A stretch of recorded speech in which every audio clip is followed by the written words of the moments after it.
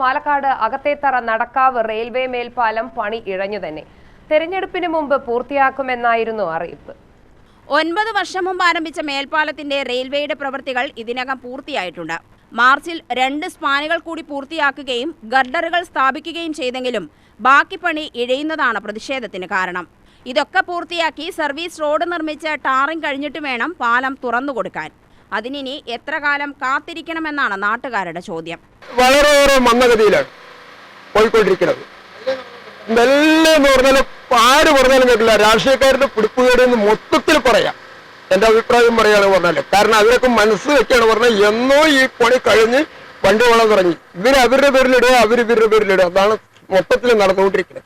പാലത്തിന്റെ നിർമ്മാണത്തിന്റെ ഭാഗമായ സർവീസ് റോഡ് പൂർത്തിയാക്കേണ്ടത് സംസ്ഥാന സർക്കാരിന്റെ roads and bridges കോർപ്പറേഷനാണ്.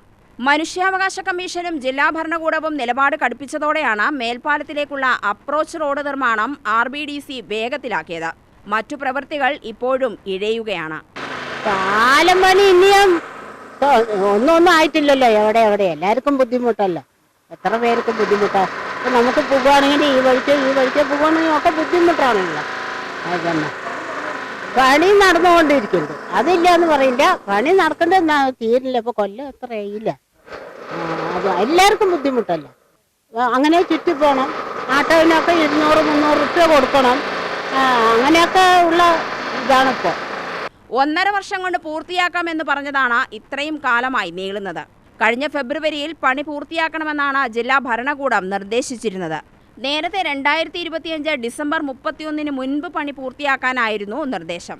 2017 ഒക്ടോബറിലാണ് Nadakkavu railway പാലം നിർമ്മാണത്തിന് തറക്കല്ലിട്ടത്. ജനുവരി 31 നിർമ്മാണോദ്ഘാടനം നടത്തി. 2021 ഒക്ടോബർ 20 വഴിയടച്ച് ഗതാഗതം നിരോധിച്ചു. യാത്രക്കാരുടെ ദുരിതം അന്നു തുടങ്ങിയതാണ്. മലമ്പുഴയിലേക്കും അകത്തേത്തറ ഭാഗത്തേക്കുമുള്ള പ്രധാനപ്പെട്ട റോഡിന്റെ അവസ്ഥയാണിത്. സൈക്കിളുകളും മറ്റും എടുത്തുകടത്തിയാണ് ആളുകൾ ഇതുവഴി കടന്നു പോകുന്നത്.